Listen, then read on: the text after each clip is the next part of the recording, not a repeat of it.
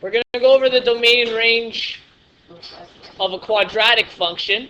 Okay. At this point, you guys should be, like I said, pretty adept at graphing this. And what I'm going to do is we're going to focus on, because I know you guys haven't quite grasped how to graph a quadratic when we have an a value. So I'm going to pull up a graph here. I'll go by ones. There we go. So I'm going to pull up a graph. I'm going to graph what's considered like the parent function to this quadratic. What I mean by that is y is equal to x squared. This is when there's been no transformations. Okay. Now remember, when we talked about this, we said that y is equal to x squared is the same as writing 1 in for a, right? There is a 1 value here. As writing 0 for h and 0 for k. Okay? So, in other words, what that means, if you guys recall, these h and k values, if you guys quite don't remember, I'm going to write it again. It's equal to x minus h squared plus k. So we'll go minus h. This is it's called the vertex form of a quadratic. And if you guys remember, the reason it's called vertex form is because the h and the k are pretty much the vertex of the parabola. Okay? So in this case, the one we had above here, I had -2. Well, remember, the h is the opposite. We always move it in the opposite direction, so that means our vertex will be at +2. And our k value gives us the y value of the vertex, which is 3. So that means this vertex here would be at 2 and 3. Okay? So let's actually go to the original one. Let's take a look at this original one. Technically, this guy here can be written like this, but there's really no need to write in these zeros and this 1. The reason I'm including it right now is so that you can see it in vertex form. The h, or the x value of the vertex is 0, and the y value of the vertex is 0. In other words, the vertex is at the origin, okay? At 0 and 0. Our a value in this case is 1. Now, when you guys are going to graph this, your teachers may have taught you guys something 1 over, 1 up, 1 over 3 up. What I'm going to do is I'm going to get you guys to do a little bit of math in your head, and it'll be a little easier because of this a value. So, whatever you move to the right from the vertex, you're going to square it. And that's what a quadratic is. We're squaring those numbers. So if I go over 1, what is 1 squared? 1. And we have to multiply that by whatever the a value is. So what's the a value here? So what's 1 times 1?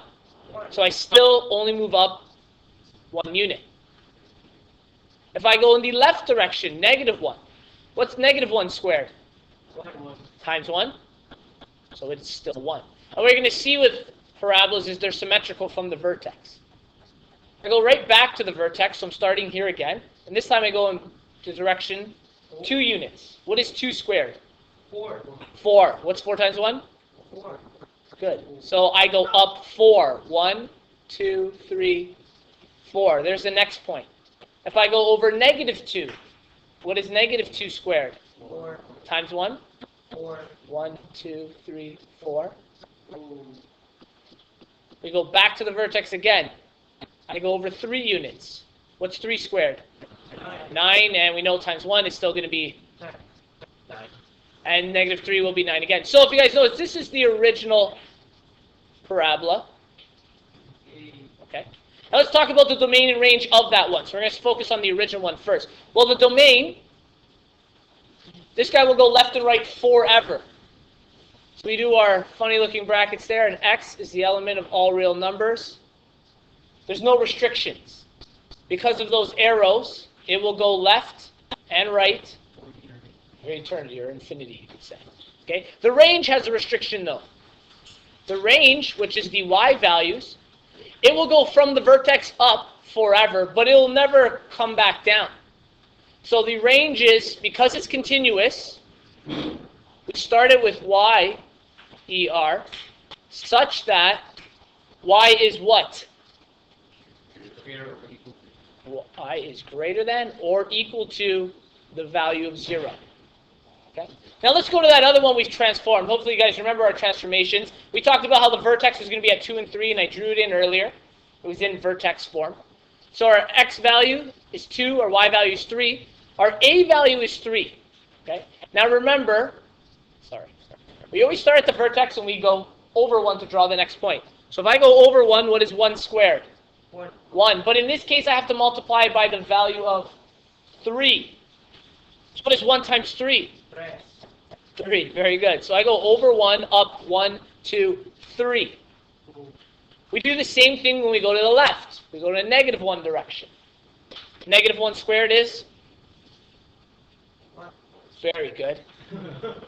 Times 3? 3 again.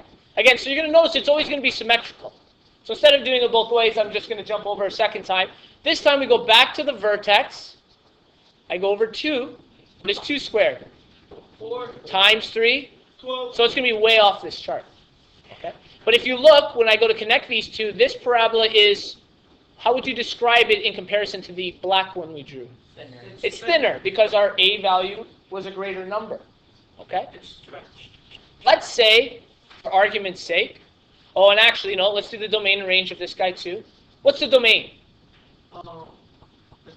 The same as the first one? Same as the first one, that's right. For all of our parabolas, our domain is going to be every real number, right? There's no restrictions left and right. But there is a restriction up and down. What is the range on this one? 3. Y equals element Yeah, y 0, equals that such and thingy. that Such that Y Oh, greater than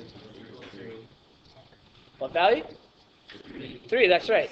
Because the y value of the vertex is at 3. Wait, if you face the arrow to the 3, it's wrong, right? Always think of the bigger guy is pointing at the smaller guy. So y is pointing at it, which means y is larger. Wait, why is it Yes, it has to be because it's above. It only has values greater than 3. Oh! Okay. I get it now. So let's say, I'm going to draw one more of a quadratic, and then we'll do linear ones after. Let's say I gave you this function, f at x was equal to negative, I guess we'll do a half since it'll be easier for you guys. Plus 3 squared minus 2. Okay? Who can tell me by looking at this where the vertex is going to be? Oh, Not 3, negative 3. negative 3 and 2. Okay, we'll do this guy in blue. Our vertex will be negative 3, opposite of that, and negative 2. Okay? Is it H? What do you call it? 3? Yeah, this is our H Always value. the opposite, right? It's always the opposite. So we go negative 3 and negative 2. Now, before I even start to draw this, the A value is going to help us with drawing. Which way should this face? Downwards because it's negative. Okay? I'm going to do the exact same process I did above. I go over 1 and I square it. What's 1 squared? 1. 1, so it's positive 1. But we got to multiply by negative a half. So what is positive 1 times negative 1/2? Oh, let me do my mental math. What is it? Negative 1/2. In other words, negative meaning going down. So we go over 1, down a half. Okay? And it's symmetrical on the other side. So let's go over 2 units from the vertex. This is still our vertex. We go over 2 units. 1, 2. What is 2 squared? 4. 4. What is 4 times negative a half? Negative 2. So we go over 2 units and we go down 1, 2. Symmetrical again. Okay? Let's try 3. You're right, it is going to be wider. We go over 3 units. What is 3 squared? 9. 9. What is 9 times negative a half? Anyone know? 4.5. Negative 4.5. Good. So we go down 1, 2, 3, 4 and a half. And let's see if we can go a little farther. Vertex again, if I go over 4 units. What's 4 squared?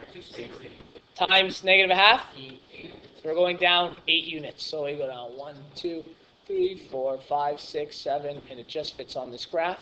Wow. How would you describe this parabola in comparison to the black one we drew before? It's negative. It's going down. It's downwards and it's compressed, or it's wider. Okay? And we knew that would be that because our A value was between 0 and 1. Okay, quickly, before we end this, domain and range of this function. What's the domain? XCR. There is no change. But the range of this function, how do we start it? Y. And why do we start it that way? Because we're talking about Y now. Because it's continuous. It's not just points. Y is less than and equal to -2. Excellent. Good job, guys.